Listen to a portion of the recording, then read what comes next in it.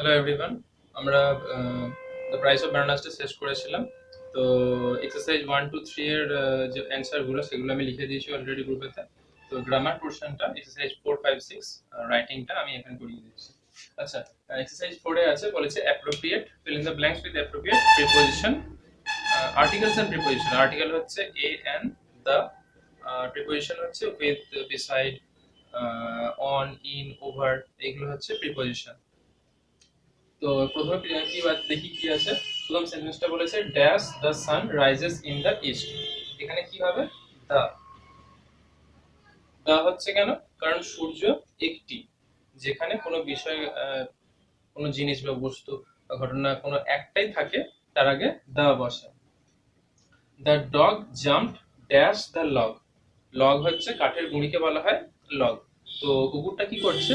সেই কাঠের গুঁড়ির ওপর দিয়ে লাফিয়ে যাচ্ছে। তো এখানে প্রিপোজিশনটা হবে ওভার। ওভার মানে হচ্ছে ওপরে। ধরো এটা একটা জায়গা, ধরো এটা একটা টেবিল, এর উপরে একটা ফুলের এরকম জার রাখা আছে, ফ্লাওয়ার ভাস রাখা আছে। তো টেবিলের উপরে যদি রাখা থাকে, মানে এই ধরো টেবিলটা, টেবিলের উপরে এরকম করে রাখা আছে বা এরকম করে রাখা আছে, সেটা হচ্ছে অন।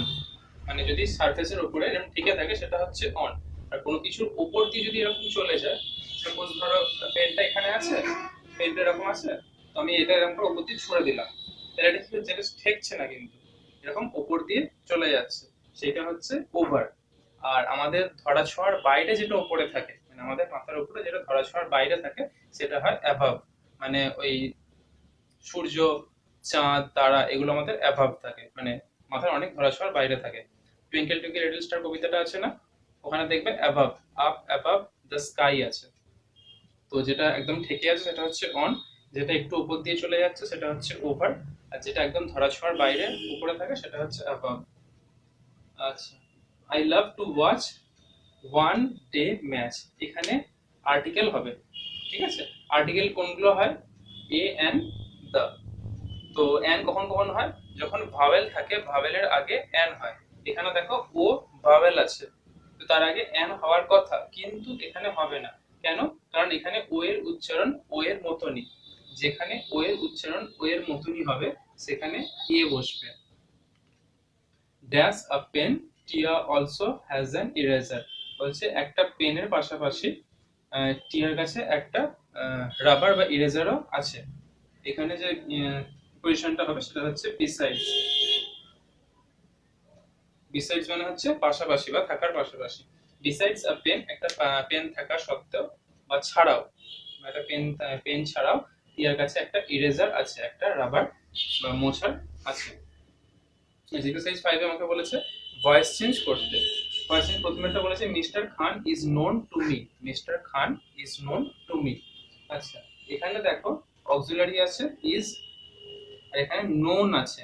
নোনটা কোন ফর্ম? Past participle form. তার মানে এটা বুঝতে পারছি যে এটা প্যাসিভ ভয়েসে আছে। কিন্তু এখানে কিন্তু বাই নেই, এই সেন্টেন্সটাতে বাই নেই। কেন নেই? কারণ এখানে নোন এই ভার্বটার সঙ্গে টুটা বসেছে, প্রিপজিশনটা বসেছে। নোনের সঙ্গে বাই বসে না, নোনের সঙ্গে টু বসে। এখানে হওয়ার কথা ছিল বাই, কিন্তু শুধুমাত্র এই ভার্বটার জন্য এখানে টু বসেছে, এটা প্যাসিভ ভয়েসে আছে। এটাকে আমার অ্যাক্টিভ ভয়েসে করতে হবে। অ্যাক্টিভ ভয়েসে করার জন্য কি করবো? আগে সাবজেক্ট ভার্ব অবজেক্টটা দেখে নিই।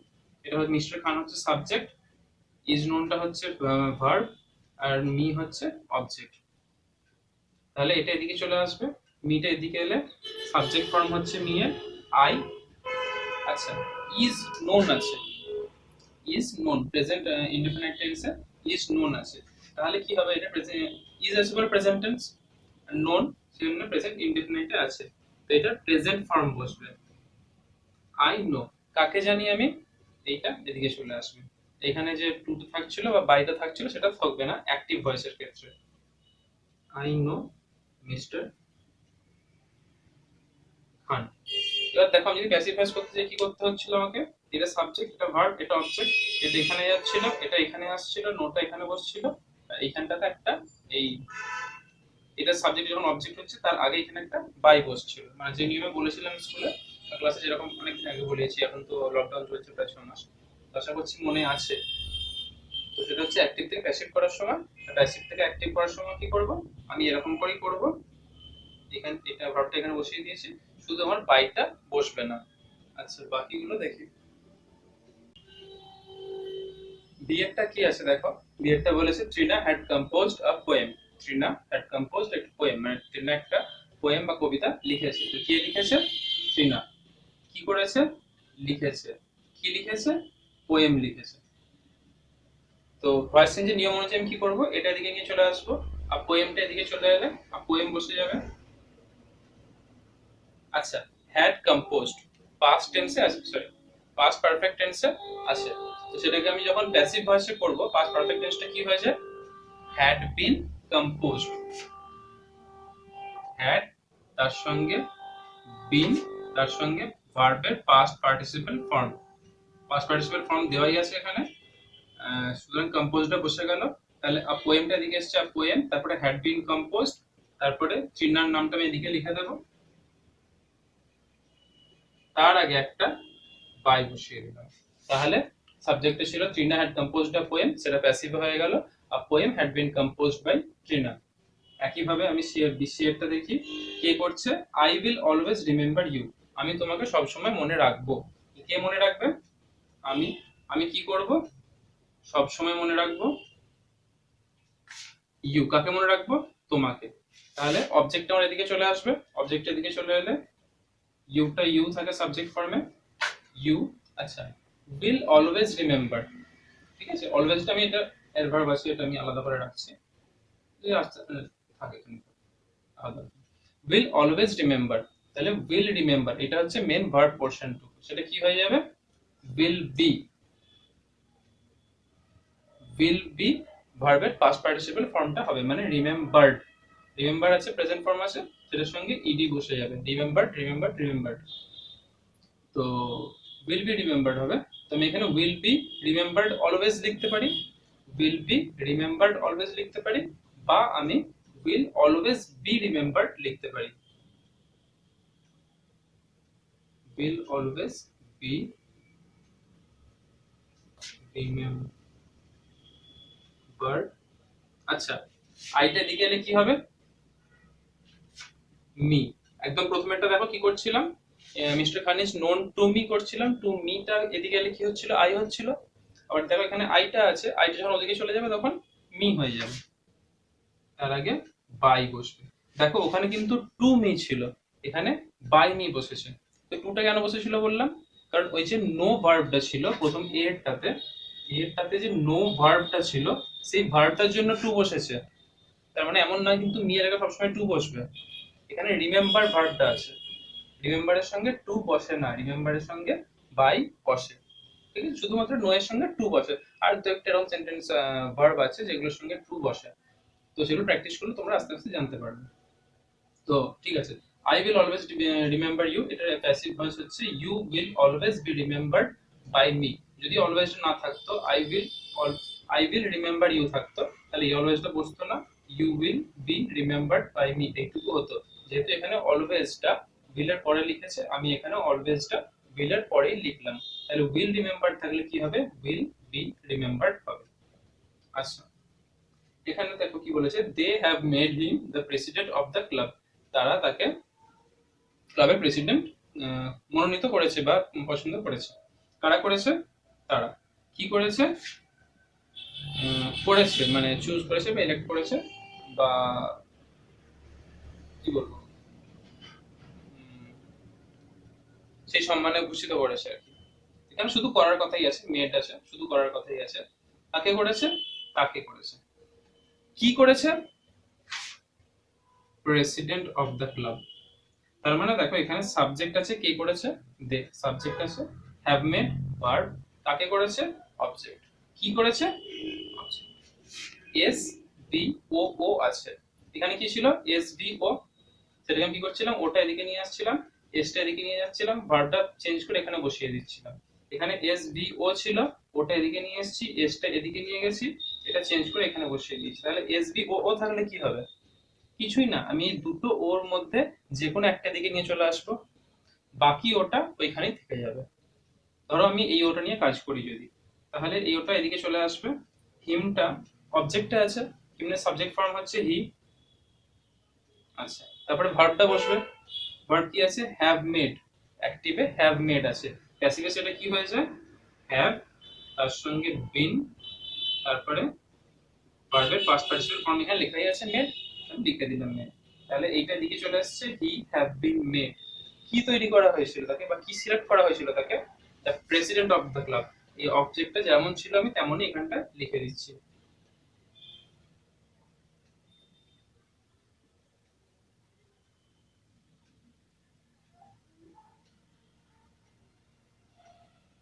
আচ্ছা, তারপর দেটা এদিকে চলে যাবে, দেটা এদিকে চলে গেলে অবজেক্ট পার্টে কি হয়, দেন, তার আগে একটা কি বসবে, বাই।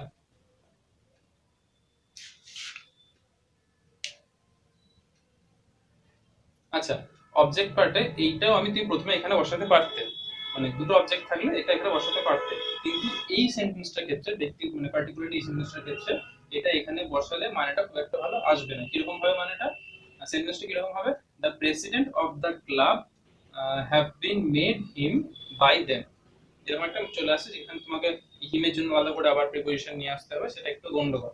তবে মোট কথা এটাকে বলার যে এস ডি ও ও যদি থাকে তাহলে যে কোনো একটা ও নিয়ে তুমি এদিকে সাবজেক্টে বসিয়ে দেবে, যে কোনো একটা অবজেক্টকে তুমি সাবজেক্টে বসিয়ে দিলে বাকি অবজেক্টটা এইখানে যেমন ছিল তেমনই বসে যাবে। আচ্ছা, পরের গ্রামারটা দেখি কি, এক্সারসাইজটা দেখি। আচ্ছা, এক্সারসাইজ 60 কি আছে দেখো, এখানে বলেছে যে অ্যাপ্রোপ্রিয়েট ফর্ম অফ ভার্বস, মানে ভার্বের সঠিক ফর্মটা বসাতে হবে, প্রেজেন্ট টেন্স, পাস্ট টেন্স না ফিউচার টেন্স হবে, এবং তার মধ্যে তোমার কন্টিনিউয়াস হবে না, পারফেক্ট হবে না, ইনডেফিনিট হবে, সেটি তোমাকে সেন্টেন্সটা পড়ে বুঝে তোমাকে লিখতে হবে, যাতে মানেটা, সেন্টেন্সের মানেটা ঠিকঠাক করে দাঁড়ায়। তো প্রথমেরটা বলেছে দে ড্যাশ ড্যাশ, মানে দুটো পার্টে হবে, একটা অক্সিলারি হবে, একটা ভার্ব হবে। দেয়ার পূজা ভ্যাকেশন, তাদের পুজোর ছুটি, ইন দা হিলস, পাহাড়েতে। তাহলে আমি করতে পারি যে তারা পুজোর ছুটি পাহাড়েতে কাটাচ্ছে, তাহলে আমি কি করবো, একটা অক্সিলারি পাবো আর একটা ভার্ব আইএনজি পাবো, তাহলে দেখো দুটো পার্টে আমার হয়ে যাচ্ছে। তাহলে আমি লিখতে পারি দে আর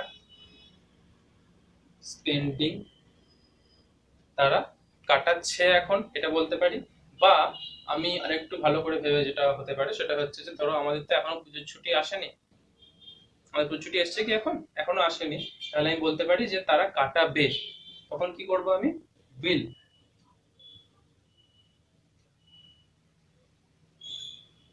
উইল স্পেন্ড। তার মানে দুটো মানেই করতে পারো তুমি, মানে গ্রামাটিক্যালি দুটো মানেই ঠিক, যে তারা পুজোর ছুটি কাটাচ্ছে, দেখো অক্সিলারি আর ভার্ব আছে, আর এটা কাটাবে অক্সিলারি ভার্ব আছে। তো এটা গেল যে মানে তুমি মানেটা যেরকম করে করবে আর কি। তো মানে যদি এরকম থাকে যে দুটো মানেতেই হতে পারে, তো যে কোনো একটা লিখলেই তুমি নাম্বার পাবে, গ্রামাটিক্যালি ঠিক হলেই হবে। আচ্ছা, বি এরটা বলেছে we dash dash in this city for over 10 years, আমরা 10 বছর এই শহরে আছি, বা কি হবে সেটা, কোন টেন্স হবে সেটা আমি দেখছি। উই ড্যাশ ড্যাশ, তার মানে একটা অক্সিলারি হবে, একটা ভার্বের সঙ্গে কোন ভার্ব বসবে, আর একটাতে মেইন ভার্বটা বসবে, in this city over 10 years, we are living করি, আমরা বসবাস করছি, উই আর লিভিং, আমরা বসবাস করছি, ইন দিস সিটি, এই শহরে তো ওভার 10 ইয়ার্স, 10 বছর ধরে। আচ্ছা, এখানে দেখো তিনেরটা কি বলেছে, C I dash just dash reading the book, just মানে এই মাত্র, সবে মাত্র, জাস্ট কখন হয়, প্রেজেন্ট পারফেক্ট টেন্সে জাস্ট হয়, মানে সবে মাত্র যে কাজটা শেষ হয়েছে সেটা প্রেজেন্ট টেন্স, তো সবে মাত্র শেষ হলে সেটা প্রেজেন্ট পারফেক্ট হয়। তো আমি কি প্রেজেন্ট পারফেক্টে কি হবে, হ্যাজ না হলে হ্যাভ হবে, আই এর সঙ্গে কি হয়, have, I have just finished, finish verb আছে, তার পাস্ট পার্টিসিপল বসবে হ্যাভ এর সঙ্গে, তবে আমার পাস্ট পারফেক্ট টেন্স হবে। আই হ্যাভ জাস্ট ফিনিশড, এখানে অন্য কিছু হবে না, I have just finished reading the book, আমি এই সবেমাত্র বইটা পড়া শেষ করেছি। The project dash dash dash by June next year, সামনের বছর জুন, সামনের বছরের জুনে, তার মানে কোন টেন্স হবে, ফিউচার টেন্স। আচ্ছা, প্রজেক্ট কি হবে, তাহলে এর সঙ্গে উইল বসছে, তারপরে বি কমপ্লিটেড, সামনের বছর যেহেতু হবে আমি ফিউচার করে দিলাম, দ্য প্রজেক্ট মানে সামনের বছর হচ্ছে বলে ফিউচার টেন্স হচ্ছে, সেটা আমি তিনটে ভাগে কি করলাম, উইল বি কমপ্লিটেড। তো the project will be completed, প্রজেক্টটা শেষ হবে বাই জুন, জুনের মধ্যে নেক্সট ইয়ার, সামনের বছর। আচ্ছা এটা গেল। আচ্ছা না, তোমাদের এখনো ইয়ে আছে, ন্যারেশন আছে। 7 নম্বরে ন্যারেশন চেঞ্জ আছে। ন্যারেশন চেঞ্জের প্রথমেরটা কি বলেছে, Rahul said alas Brazil has lost the match, হায় ব্রাজিল ম্যাচটা হেরে গেছে। দেখো এখানে এক্সক্লেমেটরি মার্ক আছে, এটা হচ্ছে এক্সক্লেমেটরি মার্ক, মানে আবেগমূলক বাক্য। কোনো আবেগ যখন তীব্র আবেগ প্রকাশ পায় তখন এই ধরনের সেন্টেন্স দিয়ে আমরা সেটাকে লিখি বা বোঝাই যেটা আবেগ প্রকাশ পেয়েছে। Rahul said alas Brazil has lost the match, Rahul বলেছে যে ব্রাজিল ম্যাচটা হেরে গেছে। তাহলে রাহুল যে সাবজেক্টটা ছিল সেটা বসাচ্ছি। আচ্ছা এক্সক্লেমেটরি মার্ক যখন থাকবে তখন আমি সেটের পরিবর্তে কি বসাবো, এক্সক্লেমড।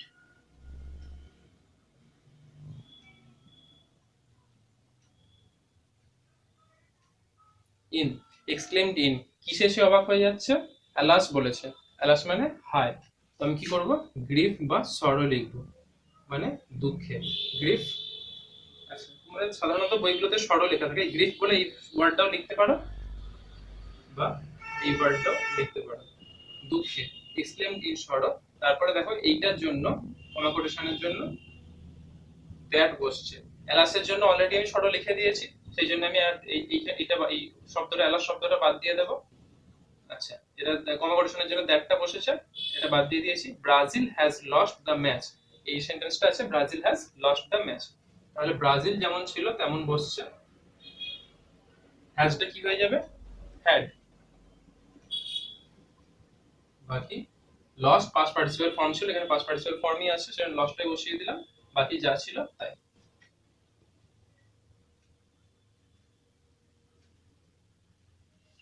আচ্ছা বিয়েটা বলেছে let us go for a walk said Shabnam to Chandni, Shabnam চাঁদনিকে বলছে চলো একটু হেঁটে আসি। দেখো এখানে রাহুল সেটটা প্রথমে আছে, আর এখানে সেট শবনম টু চাঁদনি এটা এইটার পরে আছে, তো এইটার পরে থাকতেই পারে, তোমাকে এই পোরশনটা আগে করে নিতে হবে, মানে এই কোটেশনের মধ্যে জায়গাটা এটা পরেও থাকতে পারে আগেও থাকতে পারে, তোমাকে এই সেট পোরশনের যে জায়গাটা যেটা কোটেশন বাইরে আছে সেই জায়গাটা তোমাকে আগে করে নিতে হবে। তাহলে ওটা দেখে কি করতে হবে, আচ্ছা তার আগে দেখে নিই যে কি ধরনের সেন্টেন্স আছে। Let us go for a walk, let us go চলো একটু হেঁটে আসি, এটা প্রস্তাব দিচ্ছে, এটা হচ্ছে ইম্পারেটিভ সেন্টেন্স, এটা ইম্পারেটিভ সেন্টেন্সের উদাহরণ। আচ্ছা বেশ, এবার কি বলেছে, সেট শবনম টু চাঁদনি, তাহলে কে বলছে, Shabnam set two Chandni, set Shabnam to চাঁদনি এরকম আলাদা করে দেওয়া আছে, বা থাকতে পারে যে শবনম সেট টু চাঁদনি এরকম বলতে পারে, তো শবনম। আচ্ছা এখানে কি বলেছে, let us go for a walk, এখানে একটা প্রস্তাব দেওয়ার কথা হচ্ছে, সেই জন্য আমি কি লিখছি, সেট টু এর বদলে সাজেস্টেড, শবনম সাজেস্টেড, কাকে বলেছিল, চাঁদনি।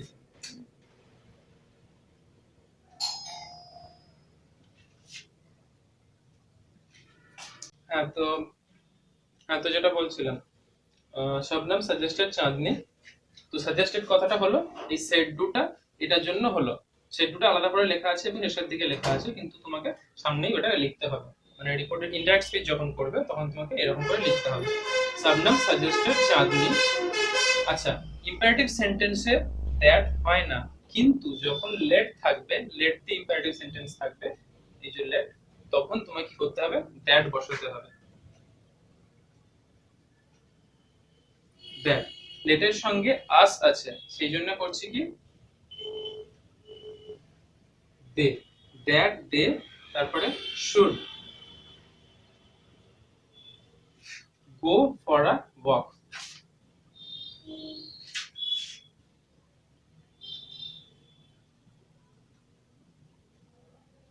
ইম্পারেটিভ সেন্টেন্সে দ্যাট হয় না, টু দিয়ে ভার্বটা হয়ে যায়, যেমন তোমাদের আরেকটা আছে সেটা আমি পরে আসছি, 4 নম্বরে আসছি। তো এটুকু জেনে রাখো, ইম্পারেটিভ সেন্টেন্সে যদি লেট আস থাকে, লেট আস থাকে তাহলে সাজেস্টেড হয়, তার সঙ্গে দ্যাট হয়, তারপরে দে হয়, শুড হয়, এই চারটে হয়, বাকি যেমন ছিল সেন্টেন্সটা যেটুকু থাকছিল তেমনই বসে যাচ্ছে। আর ইম্পারেটিভ সেন্টেন্সের আরেকটা উদাহরণ 4 নম্বর ডি তে আছে, সেটাতে আসছি বলছি। শেয়ারটা কি বলেছে দেখো, good morning madam said, good morning madam said the students to the teacher, ছাত্ররা টিচারকে বলছে গুড মর্নিং ম্যাডাম, এই ধরনের যখন থাকবে, good morning, good night, good evening এরকম যখন থাকবে, কাউকে মানে সম্ভাষণ করছে, আর এখানে সম্ভাষণ থাকবে মানে কাউকে ডেকে কোনো কথা বলছে, সেক্ষেত্রে কি করবে, আগে বললাম যে যদি এই দিকটা আগে মানে কোটেশনের মধ্যে সেন্টেন্সটা আগে থাকে, তাহলে তোমাকে এই পোর্শনটা আগে লিখে নিতে হবে। তাহলে এখানটা যদি আমি সাজিয়ে নিই তাহলে কি হবে, the students said to the teacher, the students said to, কারা বলেছে, দ্য স্টুডেন্টস, সেটা আগে লিখি। আচ্ছা, তারপরে আছে সেড টু দ্য টিচার। এই ক্ষেত্রে আমি একটা জিনিস করতে পারি, সেটা হচ্ছে যে একটা যেহেতু এখানে কোনো মানে উইশ করছে, গুড মর্নিং উইশ করছে, সেহেতু আমি সেই উইশটার কথাটা বলে দিতে পারি। কিভাবে, পেড, বিআইডি, বিড। বিড মানে হচ্ছে কাউকে জানানো বা বলা, যে আমরা কাউকে টাটা করি যেটা, সেটা হচ্ছে বিডিং, বা কাউকে ধন্যবাদ জানাই বা কোনো কংগ্রাচুলেশন জানাই, সেটা হচ্ছে বিড। সেটা ফার্স্ট ফর্ম হচ্ছে বেড, জানিয়েছিল বা উইশ করেছিল। The students bade, said to এর বদলে বেড বসছে। কোন কোন ক্ষেত্রে বসবে, good morning, thank you, good evening, good night, এরকম ক্ষেত্রে বেড শব্দটা বসবে। দ্য স্টুডেন্টস বেড কাকে, দ্য টিচার। কি বলেছিল, good morning. The students bade the teacher good morning. এটা ছাড়া আরেকটা voice change, sorry narration change হয়, সেটা হচ্ছে এই যে ম্যাডাম বলেছে এই শব্দটা দিয়ে। আমি এটা প্রথমে যেটা করালাম, এটা হচ্ছে এখনকার নিয়ম, এখনকার গ্রামার বইটাতে এইটা চলছে, মানে এটাই করতে বলে। আগেকার গ্রামার নিয়মে কি করতো, এই যে ম্যাডাম বলেছে, এটার জন্য কি লিখতো, এরকম লিখতো, অ্যাড্রেসিং অ্যাজ ম্যাডাম, মানে ম্যাডাম কথাটা বলে ডেকে the students paid the teacher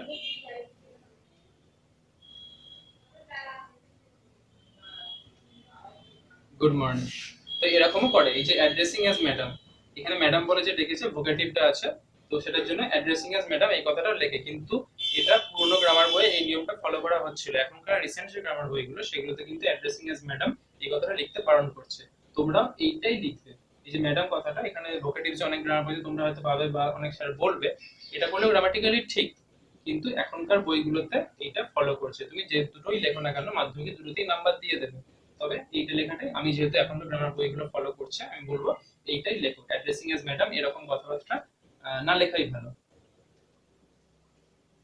আচ্ছা, my father said to me, আমার বাবা আমাকে বলেছিল, do not pluck flower, do not pluck flowers, ফুল তুলো না, আমার বাবা আমাকে বলেছিল ফুল তুলো না। আচ্ছা, এটা আমার ইম্পারেটিভ সেন্টেন্সে আছে, ওই যে বলছিলাম বিয়েরটা বলছিলাম ইম্পারেটিভ সেন্টেন্স, যে কোনো কিছু আদেশ, অনুরোধ, আদেশ, অনুরোধ, আজ্ঞা, এই সমস্ত যে ধরনের কথাগুলো সেগুলোকে বলে ইম্পারেটিভ সেন্টেন্স। আদেশ, অনুরোধ, আরেকটা কি জানো, আহ, আদেশ, অনুরোধ, কোনো আরেকটা কি ছিল মনে পড়ছে না বাংলাটা এই মুহূর্তে। অবাক হয়ে যাওয়া, হ্যাঁ। তো এগুলো হচ্ছে ইম্পারেটিভ সেন্টেন্সের উদাহরণ। এখানে ইম্পারেটিভ সেন্টেন্সটা নেগেটিভে আছে, নট দিয়ে করা আছে, যাই হোক। তো আমি আগে দেখি যে সাবজেক্ট কে, সাবজেক্ট হচ্ছে মাই ফাদার। আচ্ছা, সেড টু, ইম্পারেটিভ সেন্টেন্সে সেড টু টা দেখো কি হয়। আমি আগে বললাম যে ইম্পারেটিভ সেন্টেন্সে যদি লেট দিয়ে থাকে তাহলে হয় সাজেস্টেড, এখানে লেট দিয়ে নেই, তখন সেড টু টা কি হয়ে যায়,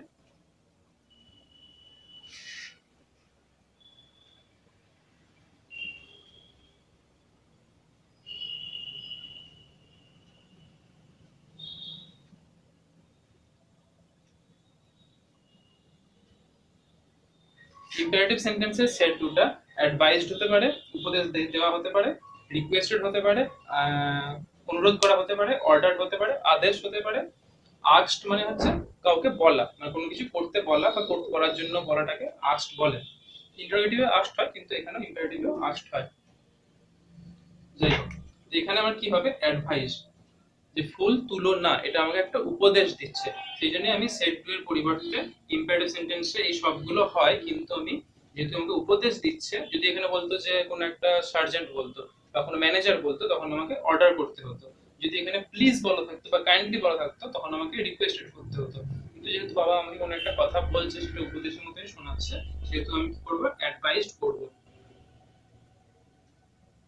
অ্যাডভাইসড মি। আচ্ছা, এতটা হয়েছে, এবার আমার এই সেন্টেন্সটা হবে। ইম্পারেটিভ সেন্টেন্সে যেখানে আমার লেট থাকছে না, সেখানে টু বসবে, এই কমা কোটেশন উঠে যাওয়ার জন্য। অ্যাসার্টিভ সেন্টেন্সে দ্যাট বসে, আর ইম্পারেটিভ সেন্টেন্সে টু বসবে। কিন্তু যেহেতু এখানে নট আছে, নটটা আগে বসেছে, তাহলে আমার অ্যান্সারটা হবে নট টু। এটা উঠে যাওয়ার জন্য টু বসছে, কিন্তু নটটা আছে বলে নটটা টু এর আগে বসে, নট টু, বাকি যেটুকু ছিল তেমন।